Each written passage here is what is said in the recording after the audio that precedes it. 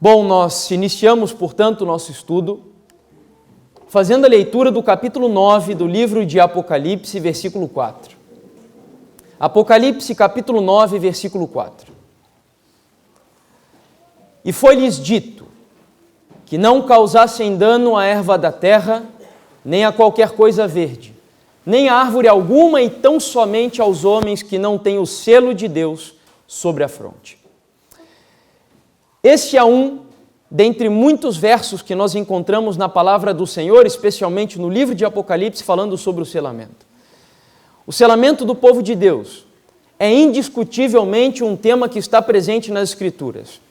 É um assunto bastante ligado de maneira bem especial com o Adventismo, embora nós encontremos também algumas interpretações no meio evangélico e creio também entre os católicos.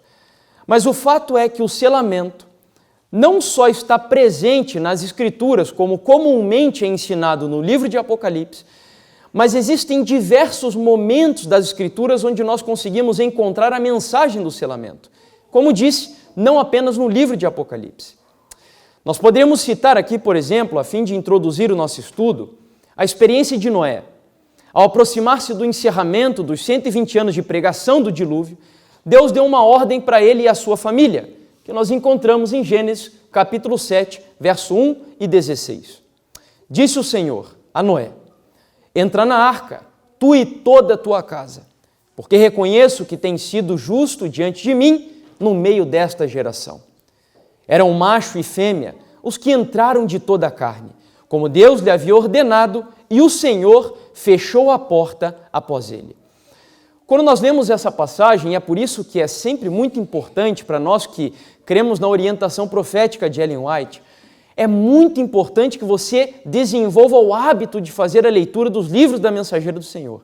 Felizmente eu não tenho tempo de tratar esse final de semana sobre o significado dos escritos de Ellen White, não só para a Igreja Adventista do Sétimo Dia, mas deveria ter um significado importante para todos os cristãos, mas infelizmente nem todos reconhecem ela como mensageira de Deus. Mas eu costumo comparar os escritos de Ellen White com um microscópio. Ela é um microscópio de Deus. Por exemplo, nessa passagem, nós não enxergamos algo que está presente nas entrelinhas.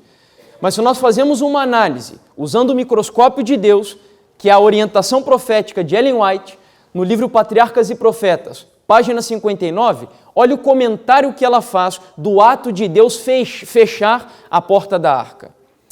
A porta maciça, que era impossível aqueles que dentro estavam fechar, girou vagarosamente ao seu lugar por meio de mãos invisíveis.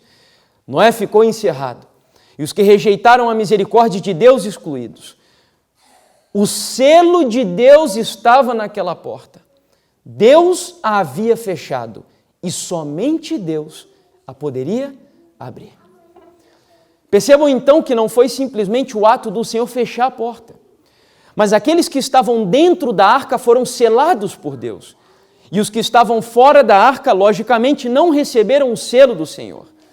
Portanto, nós temos também na famosa história do mundo antediluviano o exemplo do selamento feito ao povo de Deus, antes de que os juízos de Deus sejam lançados sobre o planeta Terra.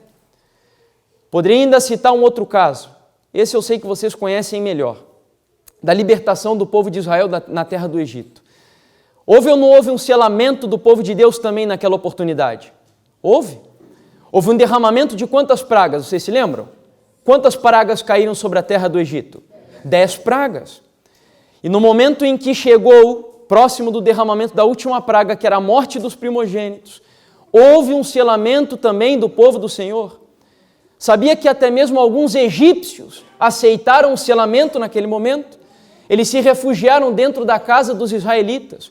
E no livro de Êxodo, no capítulo 12, verso 12 até o 13, nós encontramos a menção ao selamento na terra do Egito. Porque naquela noite passarei pela terra do Egito e ferirei na terra do Egito todos os primogênitos, desde os homens até os animais. Executarei juízo sobre todos os deuses do Egito. Eu sou o Senhor, versículo 13, o sangue vos será por sinal.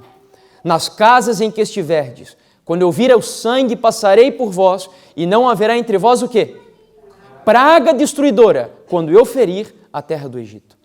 A linguagem é muito semelhante à linguagem do próprio livro de Apocalipse.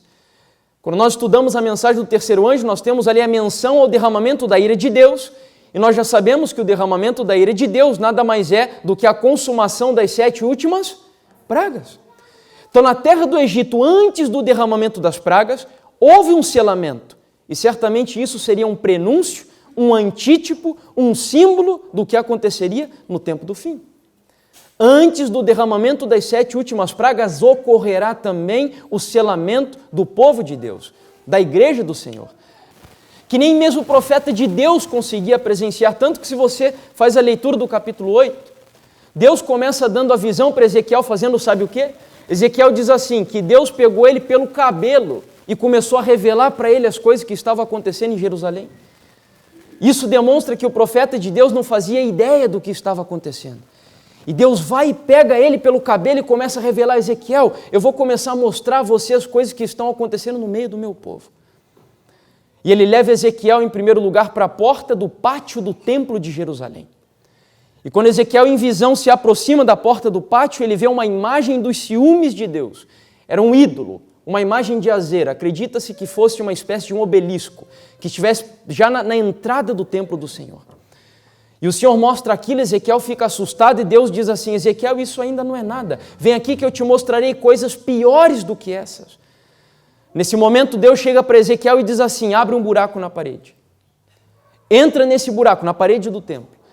Quando Ezequiel entrou no buraco, ele chegou num local secreto do templo e ele viu que havia imagens de répteis, animais imundos, pintados por toda a parede do templo. E esses animais tinham fisionomias de demônios. E os próprios sacerdotes de Deus estavam ali adorando e oferecendo incenso para aqueles animais que estavam pintados na parede. E Ezequiel ficou assustado ainda mais com aquilo. E Deus disse, Ezequiel, vem cá, que eu te mostrarei coisas piores. A palavra, na verdade, é abominações maiores do que essa. Novamente, Deus leva Ezequiel para a entrada agora da porta do templo. E Ezequiel presencia mulheres chorando para Tamuz. Tamuz, segundo a lenda babilônica, era filho de Nimrod e Semíramis. E eles acreditavam que Tamuz morria e ressuscitava diversas vezes no decorrer da sua economia agrícola.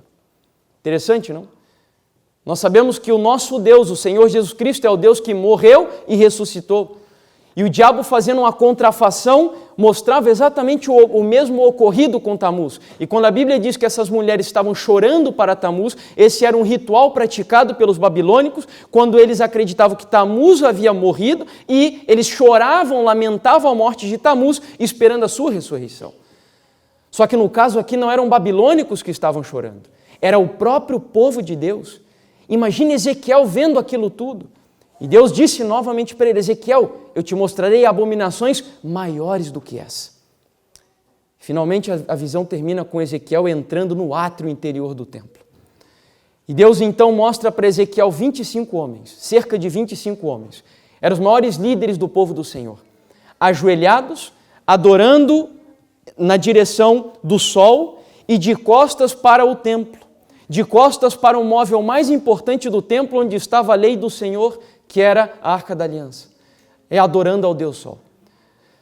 Nesse momento, a visão termina. E começa o capítulo 9 do livro de Ezequiel. E esse eu quero ler junto com você. Tá? Eu não coloquei aqui.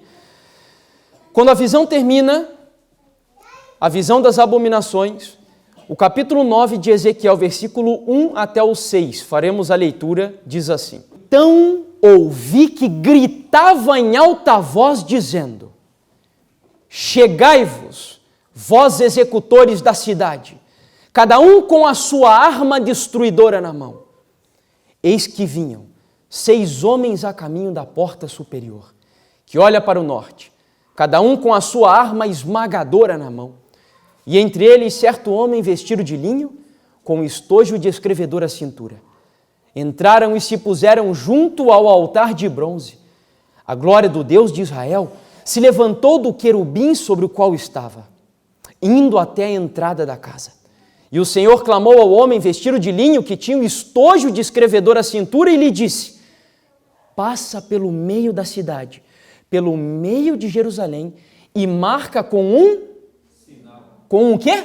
Sinal. Um sinal a testa dos homens que suspiram e gemem por causa de todas as abominações que se cometem no meio dela.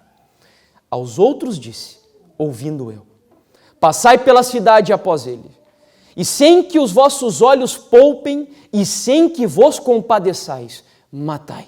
Matai a velhos, a moços e a virgens, a crianças e a mulheres, até exterminá-los. Mas a todo homem que tiver o sinal, não vos chegueis, começai pelo meu. É assustador, não é? É um daqueles capítulos que, como eu disse no primeiro dia, que talvez nós gostaríamos que não estivesse relatado nas Escrituras. Mas ele aconteceu. Como eu comentei no primeiro encontro que tivemos, Deus não é um Deus que se alegra com a morte de absolutamente ninguém. Mas o pecado demanda justiça, demanda punição, e você sabe que a Bíblia diz que o salário do pecado é o quê? É a morte. O pecado demanda punição. Deus é extremamente tolerante, paciente, tardio em ira, mas quando a ira de Deus se manifesta, irmãos, como diz o salmista, ai daquele que cai nas mãos do Senhor. E foi o que aconteceu aqui. Depois de mostrar todas as abominações, o Senhor dá uma ordem dizendo, passa pelo meio da cidade e marca apenas aqueles que suspiram e gemem. Preste atenção, porque isso é importantíssimo hoje para nós. O cristianismo hoje está cheio de abominações que nós não fazemos nem ideia. Mas a Bíblia diz que selados não serão aqueles que são críticos, não serão aqueles fofoqueiros, não serão aqueles que se preocupam mais em acusar o outro do que com a sua própria vida. Os selados serão aqueles que suspiram e o quê? Gemem, se angustiam, choram, clamam a Deus pelo que está acontecendo com o cristianismo. Deus selou um povo na terra de Jerusalém, antes de que Jerusalém fosse destruída. E concluindo essa parte, eu digo que antes de executar os seus juízos, Deus fez diversos selamentos ao longo da história do povo de Deus aqui no planeta Terra.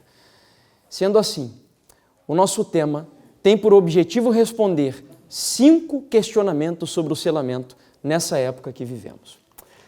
Já estamos no tempo do selamento. Qual é o selo de Deus? Para que serve o selo? Como se aplica o selo de Deus? E a última, qual o preparo necessário para sermos selados? Essa é a mais importante de todas, mas que não poderia ser respondida sem que tivéssemos a resposta das perguntas anteriores. Vamos lá então? A primeira pergunta, já estamos no tempo do selamento? O que vocês acham? Vocês acham que já estamos no tempo do selamento da igreja e do povo de Deus? Quem acha que sim, levanta a mão, por gentileza. Olha só que interessante. Quem acha que não, levante a mão. Sempre tem aqueles que ficam em cima do muro, né? Para tudo tem isso, né? O pessoal que não gosta de arriscar para nada. Mas olha só. Primeiros escritos, nas páginas 43 e 48, nós temos um vislumbre, na verdade um vislumbre não, a serva do Senhor ela é sempre bastante precisa nas respostas que dá aos nossos questionamentos. Satanás está agora, esse texto foi o último que lemos ontem, Satanás está agora usando cada artifício neste tempo de selamento, a fim de desviar a mente do povo de Deus da verdade presente e levá-los a vacilar. E o outro texto, na página 58, diz, o tempo do selamento é muito curto e logo passará. Então ela usa o verbo ser ali no presente. O tempo do selamento é muito curto, ela não diz será muito curto ou foi muito curto. Esse texto foi escrito, creio, no ano de 1845. Foram os primeiros escritos dela depois das visões posteriores à grande decepção de 22 de outubro de 1844. Portanto, já no tempo dela, ela afirmava dizendo que nós já vivemos no tempo do selamento. O tempo do selamento é muito curto e logo passará, e disse ainda que Satanás, sabendo disso, faz de tudo para desviar a mente da igreja dessa verdade presente. Mas será que na Bíblia nós encontramos provas de que vivemos já no presente tempo do selamento? Encontramos. O capítulo mais clássico do livro de Apocalipse, falando sobre o selamento, é o capítulo 7. E do versículo 1 até o 3, nós encontramos as seguintes palavras. Depois disto, vi 4 anjos em pé nos 4 cantos da terra, conservando seguros os 4 ventos da terra, para que nenhum vento soprasse sobre a terra, nem sobre o mar e nem sobre árvore alguma. Antes de avançar, deixa eu fazer um comentário aqui rápido. Você sabe o que significa ventos em profecia? São guerras, mas não só guerras. A serva do Senhor, ela também diz que ventos têm relação com desastres naturais. Tá? Então nós temos aqui a própria profecia dizendo que se os ventos fossem soltos, desastres naturais aconteceriam sobre a terra, sobre o mar e sobre as árvores. E o interessante é que se nós vamos às 7 últimas pragas, as 7 últimas pragas têm a ver exatamente com destruições naturais, no ar, na natureza, o mar se convertendo em sangue. Portanto, o que a visão está aqui relatando é que existem anjos que estão retendo, conservando os ventos, ou seja, os desastres e as guerras, para que a ira de Deus não caia imediatamente sobre o planeta Terra.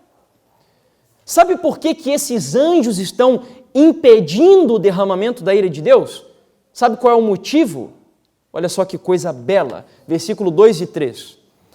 Vi outro anjo agora, parece um outro anjo em cena, que subia do nascente do sol, tendo o que na sua mão? O selo do Deus vivo, e clamou em grande voz aos 4 anjos, aqueles aos quais fora dado fazer dano à terra e ao mar, dizendo: não danifiqueis nem a terra e nem o mar, nem árvore alguma, até selarmos na fronte os servos do nosso Deus. Amém? Amém. Olha que Deus misericordioso. O Senhor, Ele permite, Ele envia um mensageiro, os anjos que estão responsáveis ali por soltar as pragas. Imagine Moisés. Moisés é como se fosse esses anjos aqui. Moisés, lembra que ele tinha poder para mandar a praga e para impedir a praga? Lembra que quando a praga caía sobre a terra do Egito, Faraó chegava para Moisés e pedia: pelo amor de Deus, ore para o teu Deus pedindo para que a praga seja impedida, que ela chegue ao fim. Então Moisés era como um anjo desses aqui. Ele tinha poder para enviar ou impedir o derramamento da praga na terra do Egito. Só que aqui nós temos um anjo, um outro anjo, que vem em auxílio da raça humana, dizendo que ele tem agora, é como um anjo que sobe da banda do sol nascente. Eu não tenho agora também tempo para mostrar isso para você, mas sabia que a irmã White, pela Bíblia é possível provar isso também. Ela diz que esse anjo que sobe do nascente do sol, sabe quem que é esse anjo? É a Igreja Adventista do Sétimo Dia. Porque essa igreja foi levantada com o propósito especial de pregar ao mundo qual mensagem? Qual mesmo que eu me esqueci ontem que nós estudamos? Qual? A terceira mensagem angélica. E a terceira mensagem angélica, desde que começou em 1844 até hoje, ela foi crescendo como nascente do sol. O sol, ele, até chegar na sua iluminação máxima, ele leva um tempo, ele vai iluminando pouco a pouco. E assim foi com as revelações através da Igreja Adventista do Sétimo Dia, nós vimos ontem. A mensagem de saúde veio em um determinado ano, a mensagem de educação veio em um outro ano. Então, assim como o nascente do sol, pouco a pouco, então essa igreja tem uma mensagem especial, cujo propósito dessa mensagem é preparar um povo para ser selado por Deus. Para ser selado por Deus. Mas, acaso a mensagem do terceiro anjo, então, sela as pessoas? O que vocês acham? Olha só. No capítulo 14 de Apocalipse, versículo 9 e 10, que nós já lemos ontem, e antes de ontem também, nós vamos encontrar que o selo, ele está presente, a questão do selamento está presente no conteúdo da mensagem.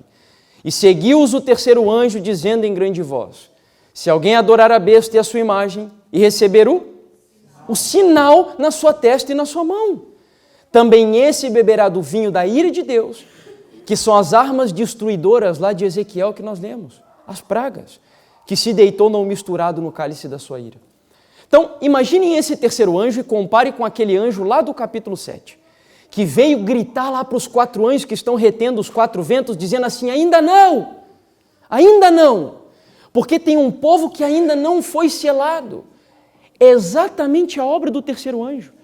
Ele está dizendo assim: se alguém adorar a besta e a sua imagem, a sua marca, esse beberá do vinho da ira de Deus, ou seja, quando os anjos soltarem os ventos, a ira do Senhor cairá sobre essas pessoas, que terão sido finalmente marcados com o sinal da besta e não com o sinal de Deus. Mas sabe, irmãos, a Bíblia ela ainda é mais clara nesse raciocínio que estamos aqui desenvolvendo.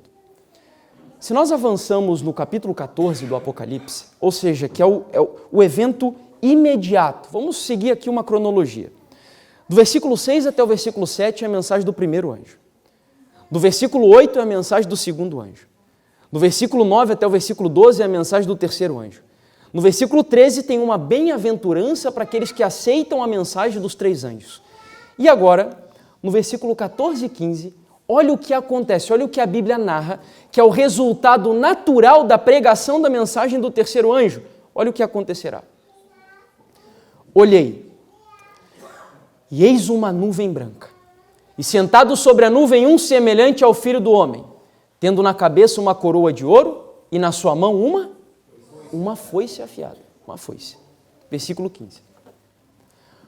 Outro anjo saiu do santuário gritando em grande voz para aquele que se achava sentado sobre a nuvem: toma a tua foice e faz o quê? E ceifa. Só um pouquinho, antes da gente terminar. O que significa ceifa, biblicamente falando? Espiritualmente, significa momento da colheita, certo? Mas dentro do cenário profético, quando que isso acontece? Abra sua Bíblia em Mateus capítulo 13. Deixa eu ver se eu encontro o texto aqui. Mateus capítulo 13. Na parábola do joio e do trigo. Vamos ver o que significa a ceifa. Mateus capítulo 13.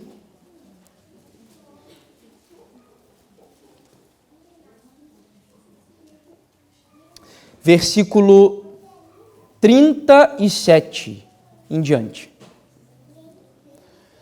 Mateus capítulo 13, versículo 37 em diante. Jesus está explicando a parábola.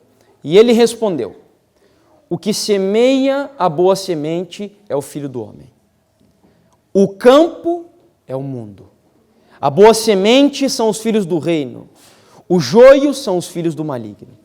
O inimigo que semeou é o diabo. E a ceifa é o quê? É o quê, irmãos, a ceifa? Algumas Bíblias dizem consumação dos séculos e outras dizem fim do mundo. Portanto, voltando para Apocalipse 14, no contexto que nos encontramos, a mensagem do terceiro anjo, ela vai naturalmente preparar o mundo para o seu fim, para a consumação, para o momento da colheita. E olha só como termina essa mensagem: toma a tua foice e ceifa, pois chegou a hora de ceifar, visto que a seara da terra já amadureceu, já ficou madura. Eu poderia até substituir a palavra ali dizendo assim, toma a tua foice e ceifa, pois chegou a hora de ceifar, visto que a seara da terra já foi selada. É isso que o anjo está dizendo ali. A obra do terceiro anjo, presta muita atenção aqui agora, muita atenção, porque isso é importantíssimo que eu vou dizer para você. A mensagem do terceiro anjo é a única mensagem que tem a capacidade de fazer as pessoas tomarem uma decisão, de sair de cima do muro. A mensagem do terceiro anjo é a mensagem que Deus enviou para acabar com o espírito laodiceano. A pessoa vai ser fria de uma vez ou vai ser quente de uma vez. A pessoa vai ser mundana de uma vez ou vai ser cristão de verdade.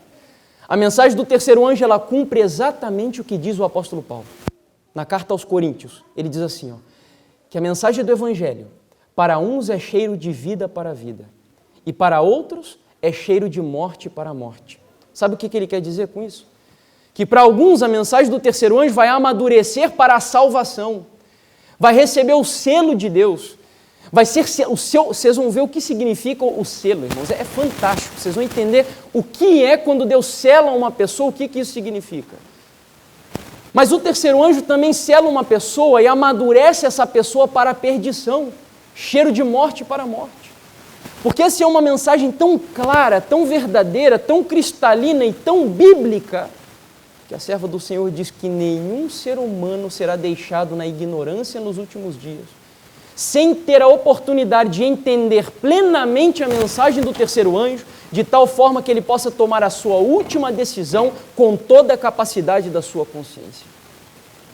Por isso a mensagem do terceiro anjo, ela amadurece, ela sela, ela prepara as pessoas ou para a salvação ou para a perdição, ou para o selo de Deus ou para a marca da besta. Olha só o que diz os dois últimos textos da Mensageira do Senhor antes de irmos ao segundo questionamento. Primeiros escritos, página 88 e 89, e depois a página 118. Vi um pequeno grupo viajando por um caminho estreito. Todos pareciam estar firmemente unidos, ligados pela verdade, em companhia ou um grupo. Disse o anjo: o terceiro anjo está unindo-os ou selando-os em grupos para o celeiro celestial. E o último texto diz: vi então o terceiro anjo. Disse meu anjo acompanhante: terrível é a sua obra, tremenda a sua missão. Ele é o anjo que deve separar o joio do trigo. E fazer o quê? Selar ou atar o trigo para o celeiro celestial. Essas coisas devem absorver toda a mente e a atenção toda. Está vendo que importante? Olha a missão do terceiro anjo, irmãos. Que mensagem fantástica. Essa mensagem é completa, ela sela, ela prepara, ela amadurece. É uma mensagem completa que o Senhor nos deu, a mensagem do terceiro anjo. Mas vamos lá. Entendendo, portanto, o primeiro tema, o primeiro item do nosso estudo, pergunto novamente: já estamos ou não no tempo do selamento? Sim ou não? Sim, já estamos no tempo do selamento. Já estamos. Segunda pergunta, essa é facinho. Nós vamos poder passar por ela até mais rápido, porque eu suponho que a maioria aqui já conhece. Qual é o selo de Deus? Qual é o selo de Deus? O sábado. Alguém tem dúvidas disso? Não, né? Alguém tem? Não? Amém. Então tá bom. Se tiver, por gentileza, pode falar.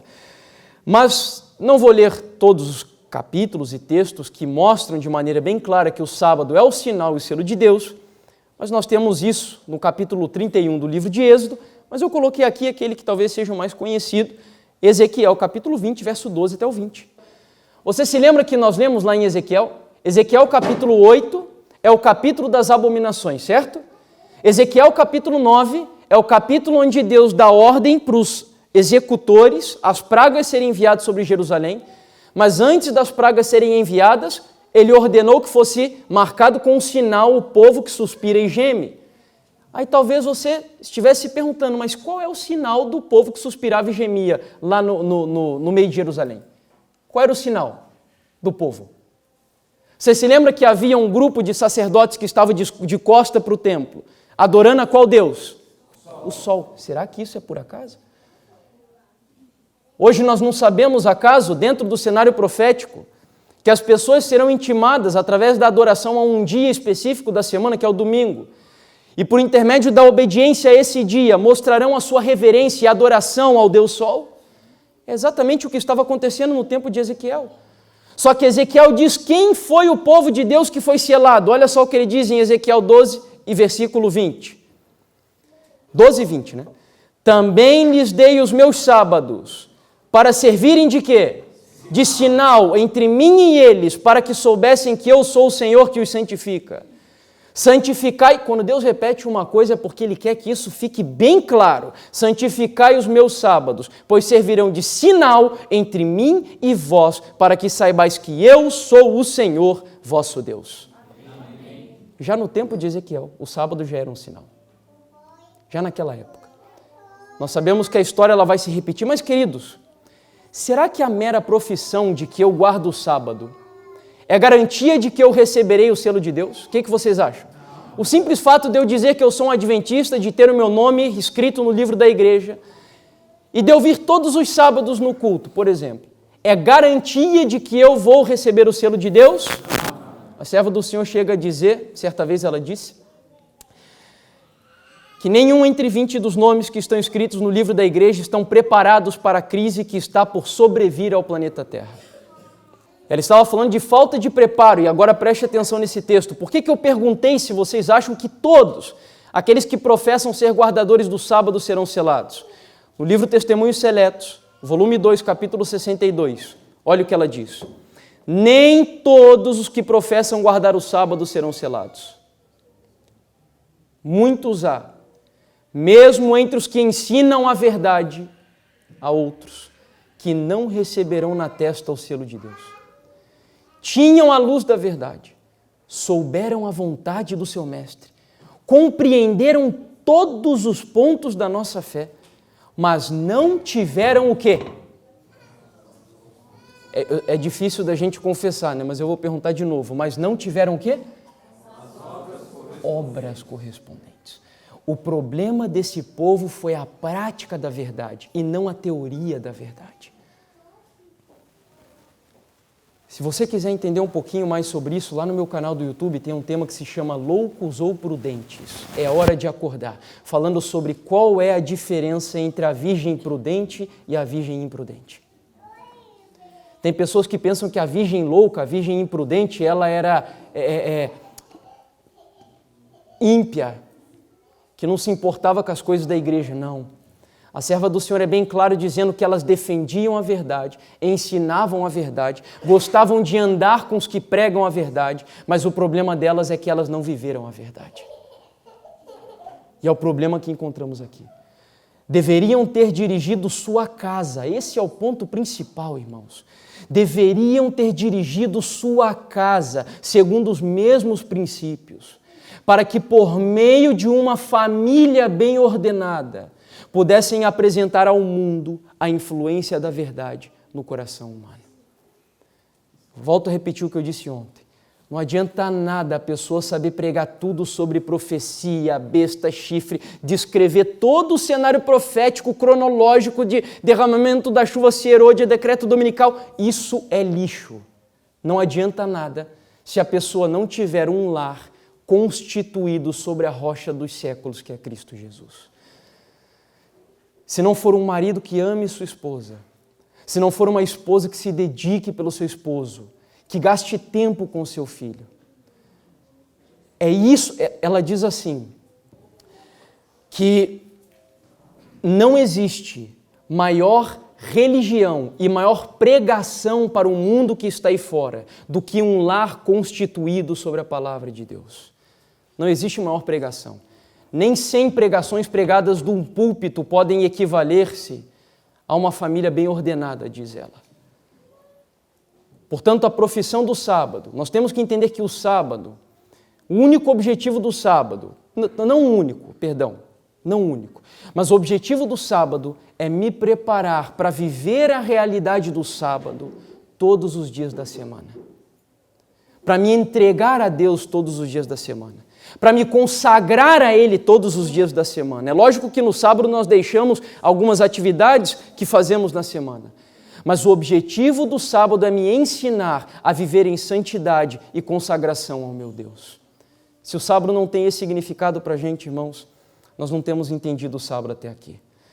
E por fim, para mostrar a você que o sábado, apesar de ser o selo de Deus, isso tem um significado muito maior de novo nascimento, de transformação. Olha o que diz esse texto aí, Efésios capítulo 1, versículo 13.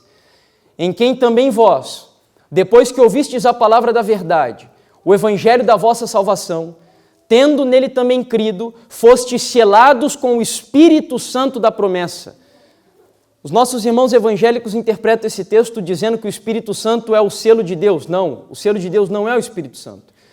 Mas o Espírito Santo tem a ver com o selo de Deus. Não podemos ignorar isso, porque aqui está bem claro. E nós já vamos chegar a entender qual é a relação do Espírito Santo com o selo de Deus, nesse contexto de viver aquilo que eu professo no dia de sábado. Terceiro ponto. Tá? Terceiro ponto. Para que serve um selo? Nós temos aqui um equipamento que nós usamos no nosso dia a dia, normalmente, um carregador de celular, que leva sobre ele o selo da Anatel. O selo da Anatel, ele tem por objetivo fazer um controle de qualidade dos equipamentos de telecomunicação. Eu entrei no site da Anatel, por curiosidade, e lá dizia assim, que esse selo garante, então o selo é colocado sobre um produto pela Anatel, é uma garantia de que esses produtos são compatíveis com tecnologias adotadas no país e atendem a certos requisitos técnicos de funcionamento e condições de garantia, de assistência técnica e de qualidade. Então, eu tirei 3 palavras principais aqui. O selo da Anatel é um selo que dá para nós garantia sobre aquele produto. Um produto que passou por um procedimento longo, talvez, de avaliação qualitativa, para que ele pudesse receber aquele selo. Esse é o objetivo do selo da Anatel. O segundo, apenas aqui a efeito de informação, vocês conhecem esse selo? Já viram esse selo em algum produto? É um selo de produtos orgânicos, exatamente. É bem difícil de conseguir um selo desse. Olha só os procedimentos para que um produto receba esse selo. Primeiro, precisa passar o local onde a pessoa está produzindo orgânico, precisa passar por uma desintoxicação do solo de 1 a 3 anos para áreas em transição de agricultura química para agricultura orgânica. Isso é um primeiro requisito. Não podem ser utilizados adubos químicos ou agrotóxicos. Precisam obedecer a certos aspectos ecológicos. Um deles é o reflorestamento. Preservação de espécies nativas e mananciais. E, por fim, o tratamento humanitário de animais. Esses 2 exemplos que nós colocamos aqui mostram que para você receber um selo no comércio, em geral, você precisa passar por procedimentos e o selo é uma garantia de que aquele produto foi aprovado. É que o produto tem qualidade, tem um selo de aprovação. No geral, no mercado de trabalho, como eu disse, o selo tem esse objetivo de identificar, dar credibilidade e aprovar um determinado produto ou serviço. Agora, vejam um detalhe aqui que é interessante. Olha só. O apóstolo Paulo, ele também mostra um objetivo do sinal ou do selo em uma experiência passada por ele no seu ministério. Ele diz assim, na carta aos Tessalonicenses, capítulo 3, versículo 17. A saudação, encerrando a segunda carta, é de próprio punho. Paulo, este é o sinal em cada epístola. Assim é que eu assino. Eu não sei se você sabia, mas a maioria das epístolas do apóstolo Paulo não eram escritas por ele. Sabe por quê? Você se lembra que Paulo disse que tinha um espinho na carne? Lembra? Os teólogos acreditam que esse espinho na carne foi provocado pela experiência, onde ele, indo até a cidade de Damasco, presenciou a visão do Senhor Jesus Cristo e pelo fulgor da luz, da glória do Senhor Jesus, ele acabou ficando com a sua visão ofuscada, comprometida. Apesar de ser curada, ele ficou com uma certa debilidade na visão. Então ele não escrevia, ele tinha discípulos que auxiliavam ele a escrever as cartas. Só que como naquele tempo corriam entre o povo várias cartas falsas, tinham falsos profetas que escreviam cartas e diziam que era Paulo que escreveu, que era Pedro que escreveu. Então, para dar credibilidade à carta, embora não fosse ele quem estivesse escrevendo, na hora de assinar a carta, ele assinava de punho próprio. E ele disse que aquilo era um sinal. Então, o sinal serve para identificar, serve para dar credibilidade ao documento. É isso que Paulo está mostrando aqui. E agora veja o que ele vai dizer na segunda carta a Timóteo, capítulo 2, versículo 19. Olha agora a conotação espiritual do selo. Preste atenção. Entretanto, o firme fundamento de Deus permanece tendo este o quê? Este selo, o Senhor conhece os que lhe pertencem, e mais, aparta-se da injustiça todo aquele que professa o nome do Senhor. Amém? Amém. Esse texto nos ajuda a entender qual é o propósito do selo de Deus. O objetivo do selo de Deus é fazer com que o seu povo seja conhecido, com que o povo seja mostrado como propriedade dele. Deus só coloca, presta atenção aqui, Deus só coloca o selo sobre aquela pessoa que passou por um processo de transformação e quando ela tomou a sua última decisão, o selo é colocado sobre essa pessoa dizendo, ele é meu e ele não muda mais, o caráter dele está fixado. Esse é o objetivo do selo. Quando Deus coloca o selo sobre uma pessoa, pasmem, O diabo pode fazer o que quiser com ela. Essa pessoa nunca mais deixa os caminhos do Senhor. Amém. É isso que aconteceu com Daniel e os amigos dele na Babilônia. Eu não sei se você já se perguntou por que Daniel e os amigos não se curvaram quando todo mundo se curvava. Sabe por quê? Porque Daniel, a irmã White fala no livro Profetas e Reis. Ela não usa o termo selado, mas ela diz que Daniel e os 3 amigos, como receberam uma educação do lar, por intermédio do pai e da mãe, bastante solidificada, o caráter dele estava selado e o diabo podia fazer o que quisesse, que ele nunca ia conseguir fazer aquele jovem se desviar dos caminhos de Deus. Impressionante. O selo, portanto, tem esse propósito. Olha o que diz aqui a mensageira, irmãos. Sempre usando os textos dela para confirmar aquilo que vemos na palavra do Senhor. Testemunhos Seretos, volume 2, capítulo 62. Ânimo, fortaleza, fé e implícita confiança no poder de Deus para salvar não nos vem num instante. Estas graças celestiais são adquiridas pela experiência dos anos, por uma vida de santo esforço e firme apego à retidão. Os filhos de Deus estiveram o quê? Selando o seu destino. É por um momento ou é por uma vida? Cada decisão que você está tomando hoje, deixa eu te citar alguns exemplos aqui para você.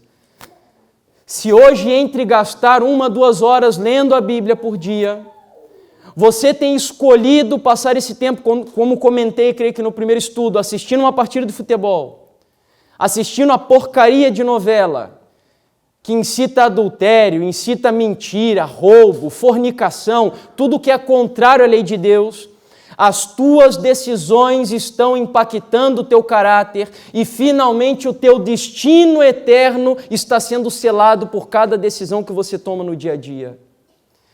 Enganado está aquele que pensa que o selo do sábado será colocado sobre ele, quando ele durante todos os dias, os 20, 30, 40 anos de experiência com Deus aqui na terra, o máximo que essa pessoa ela buscava viver era ir aos sábados, domingo na igreja. E olhe lá ainda.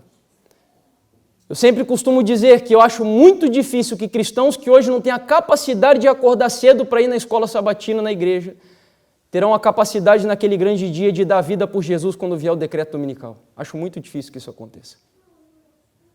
De verdade. Por uma vida de santo esforço e firme apego, os filhos de Deus, a retidão, os filhos de Deus estiveram selando o seu destino. E mais um texto.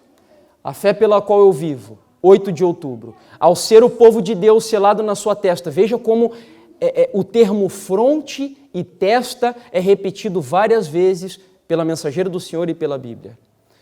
Ao ser o povo de Deus selado na sua testa. E não se trata de um selo ou um sinal que se possa ver, mas a fixação na verdade, tanto intelectual como espiritualmente, e olha só que declaração maravilhosa, de modo que não mais possais mudar, estará também selado e preparado para a sacudidura que há de vir. Quem deseja que essa promessa se cumpra na sua vida, diga um amém bem forte. Amém. Olha que coisa bela. Fixação da verdade de tal maneira que essa pessoa não muda mais. E sabe por quê? Não é que Deus vai fazer igual um mágico, assim, um milagre sobrenatural, a pessoa que fica todos os dias fazendo coisas que não presta e de repente, do dia para a noite, você faz uma oração e Deus vai plim, te transformar. Não. É porque você se acostumou durante vários dias a praticar certas coisas de tal maneira que essas ações se tornaram um hábito na tua vida. Tem um texto dela que ela diz assim: ações repetidas se formam hábito, hábitos repetidos formam o caráter, e o caráter decidirá o destino eterno da pessoa. Então é só isso que ela está dizendo aqui.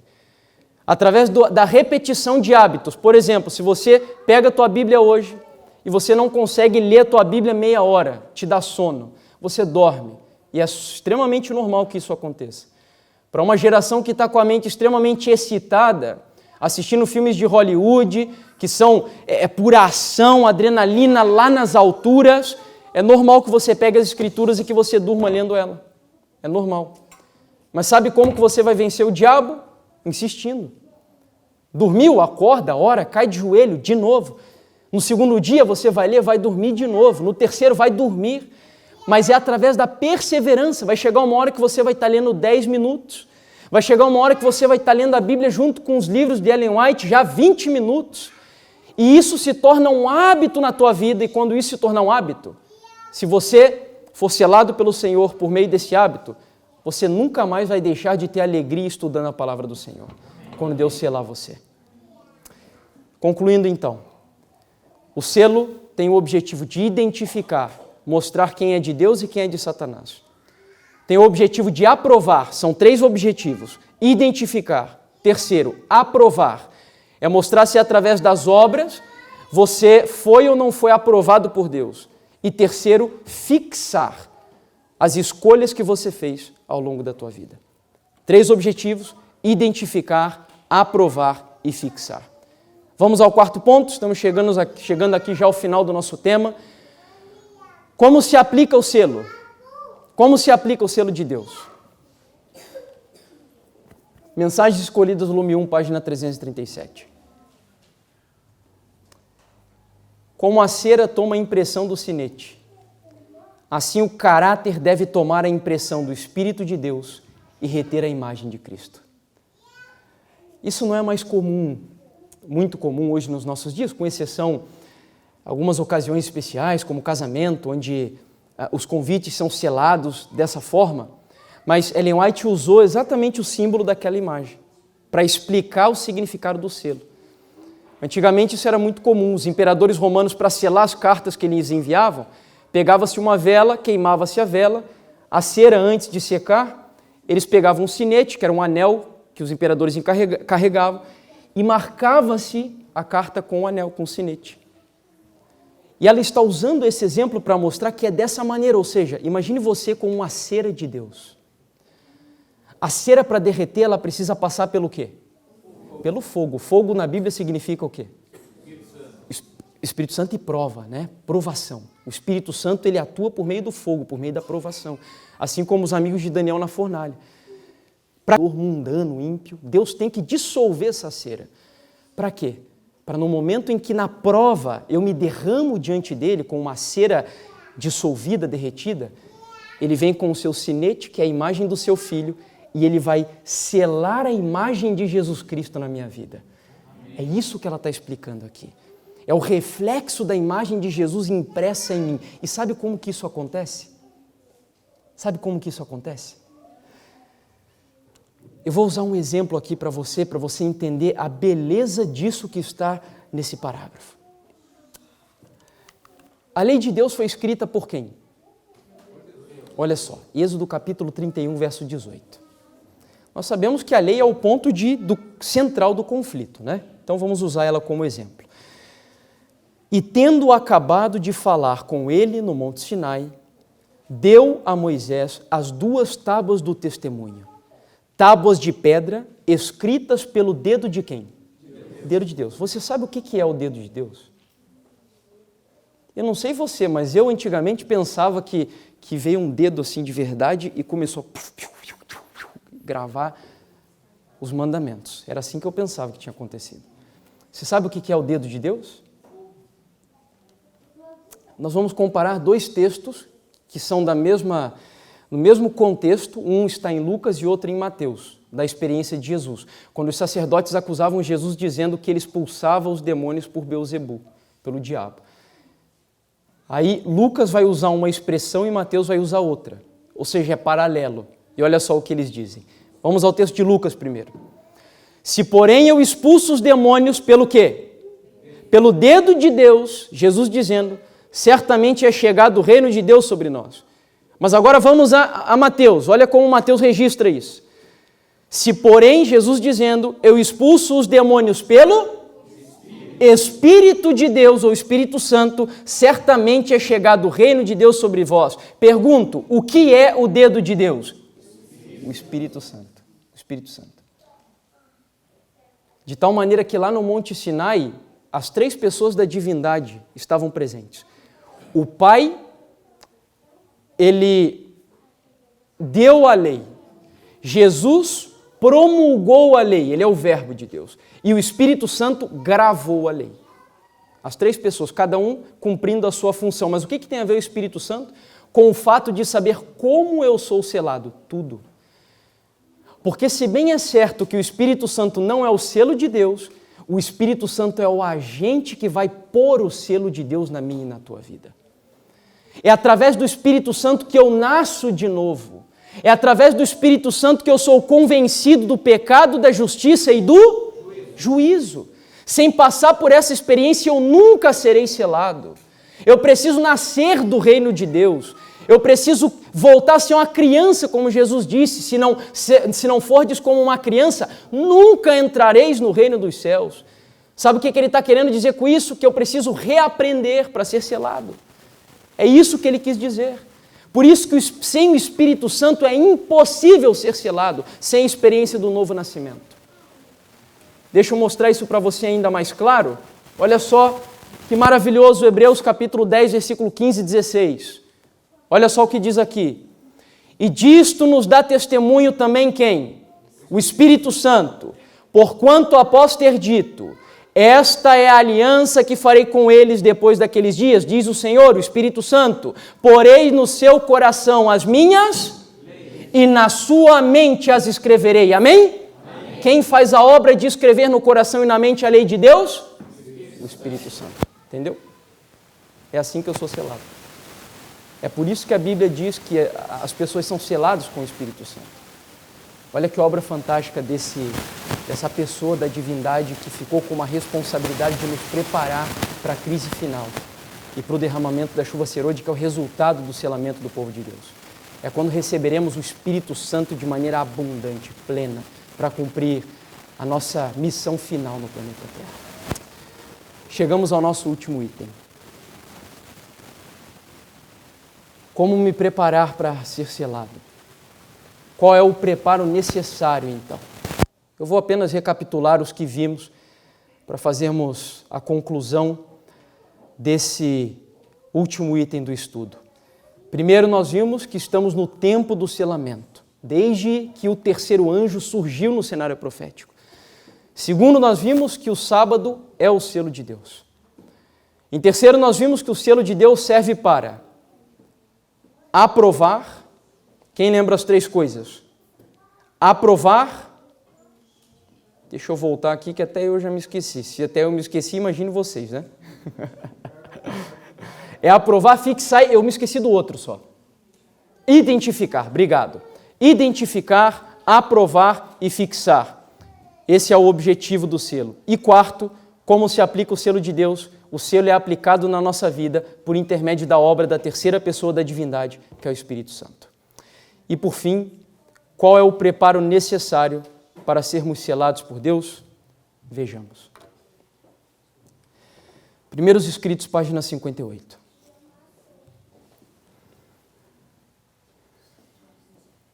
O Senhor me mostrou o perigo de permitir seja a mente abarrotada de pensamentos e cuidados mundanos. Vi que algumas mentes são afastadas da verdade presente e do amor à Bíblia, por causa da leitura de livros, o quê? Irmãos, eu fico imaginando se Ellen White vivesse hoje. No tempo dela não tinha cinema, no tempo dela não tinha televisão, não tinha essas músicas destruidoras que tem nos nossos dias, não tinha filme como tem hoje. Ela falou que a mente é destruída e afastada da verdade presente pela leitura de livros excitantes. Imagine se ela soubesse do que viria. Televisão, cinema e toda essa excitação que esse mundo caído produz sobre, inclusive, a igreja. Outros se carregam de perplexidade e cuidados quanto ao que comerão, ao que hão de beber e o que vestir. Alguns estão supondo a vinda do Senhor num futuro muito distante. O tempo tem continuado, alguns anos mais do que eles esperavam, e assim pensam que continuará mais alguns anos. E desta maneira, suas mentes são desviadas da verdade presente para irem após o mundo. Segue o texto. Nisto vi grande perigo, pois a mente está cheia de outras coisas, A verdade presente é deixada de fora. E não há lugar em nossa fronte para o selo do Deus. Entendeu? O texto é muito claro dizendo que a nossa mente não pode estar sobrecarregada com os cuidados do mundo. Porque, do contrário, não haverá lugar aqui para Deus colocar o selo dele. É o Espírito Santo, lembra? O Espírito Santo tem que me convencer do pecado. Se eu me alimento de pecado todos os dias, através do que eu assisto, através do que eu ouço, através do que eu introduzo na minha boca, através do que eu tateio, toco, as avenidas da alma são aquelas através das quais Deus ou Satanás estão dominando a tua vida. Quais são as avenidas da alma? Os 5 sentidos. O campo do grande conflito é a mente do povo de Deus. E como que eu decido quem vai entrar aqui? Através das avenidas da minha alma. É isso que ela está dizendo. E eu leio o último texto do nosso final de semana, que se encontra no livro Testemunhos Seletos, volume 2, no capítulo 62. Preste bastante atenção nesse texto. Nossa maneira de proceder, ou seja, as nossas obras, determinará se receberemos o selo do Deus vivo. Ou seremos abatidos pelo quê? Pelas armas destruidoras. Lembra de Ezequiel capítulo 9? As pragas, né? Que estáis fazendo, irmãos, na grande obra de preparação? Eu fico imaginando essa senhorinha, se ela vivesse hoje entre nós, escrevendo com tanto amor, com tanta lágrima nas suas letras que saíam da sua pena sagrada. Que estáis fazendo, irmãos, na grande obra de preparação? Os que se estão unindo com o mundo estão se amoldando ao modelo mundano e preparando-se para o sinal da besta. Os que desconfiam do eu, que se humilham diante de Deus e purificam a alma em obediência à verdade, estão recebendo o modelo divino, o sinete, e preparando-se para receber na fronte o selo de Deus. Quando sair o decreto e o selo for aplicado, seu caráter permanecerá puro e sem mácula por toda a eternidade. Olha, tem uma declaração que ela fez aqui onde está sublinhado que é muito importante. Quando sair o decreto dominical, não é mais tempo de preparo. Quando sair o decreto dominical, ela diz que o selo só será o quê? Aplicado. O tempo do preparo para o selamento é agora, o tempo já está ocorrendo, o tempo do selamento, nós já estamos inseridos nele. Quando o decreto sair, é só o momento de aplicar. E o texto termina dizendo: agora é o tempo de preparar-nos. O selo de Deus jamais será colocado à testa de um homem ou mulher impuros. Jamais será colocado à testa de um homem ou mulher cobiçosos ou amantes do mundo. Jamais será colocado à testa de homens ou mulheres de língua falsa ou coração enganoso. Todos os que recebem o selo devem ser imaculados diante de Deus, candidatos para o céu. Amém? O Senhor Jesus, no livro de João, capítulo 6, versículo 27, disse assim: trabalhai não pela comida que perece, mas pela comida que permanece para a vida eterna, a qual o Filho do Homem vos dará, porque a este o Pai, Deus, o selou. Ou seja, aqueles que não estão demasiados preocupados com os cuidados desse mundo, aqueles que tiram tempo todos os dias para oração. Irmãos, não existem milagres sobrenaturais para transformar a nossa vida. Vou pegar o microfone aqui da frente de novo, para ficar mais perto de vocês.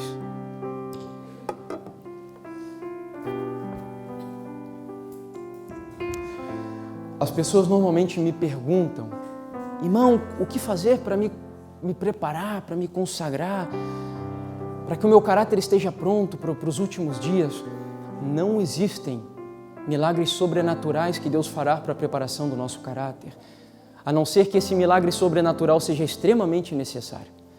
Mas certa vez, vendo a pregação de um mensageiro de Deus que fez um trabalho fantástico na Igreja Central no ano passado. Foi uma das semanas de orações mais tremendas que eu já vi na minha vida. Ele disse uma frase que eu nunca me esqueci. Deus faz o impossível, mas nós precisamos fazer o possível. Ele não faz o impossível se eu não fizer o possível, que está ao meu alcance. Ele não vai imprimir a imagem de Jesus Cristo na minha vida enquanto eu estou presenciando imagens que são contrárias ao caráter de Jesus. Meus queridos, lutem contra o pecado, vale a pena. Sabe, em tempos antigos, os homens de Deus chegavam a ser até extravagantes na luta contra o pecado. Mas era impressionante o que esses homens faziam para não pecar contra o Senhor. Infelizmente, eles caíram no erro da justificação pelas obras. Mas haviam homens de Deus que, na sua sinceridade, na luz que eles tinham, eles se autoflagelavam. Teve um homem chamado Bernardo de Claraval, se eu não me engano. Era católico ele, mas era um homem sincero, que buscava viver a luz que ele recebeu. Esse homem se lançou certa vez sobre um lago, quase congelado, acreditando que quando ele se lançasse ali a sua carne seria mortificada, porque ele queria fazer com que o seu pecado morresse na sua carne. Ele não queria pecar mais contra o Senhor. Eu vejo hoje a nossa geração que parece que tem prazer no pecado. Nós temos que ser sinceros com o Senhor, confessar os nossos pecados, as nossas faltas e dizer: Senhor, eu gosto de pecar, mas eu não quero, eu sei que isso não é o melhor para mim.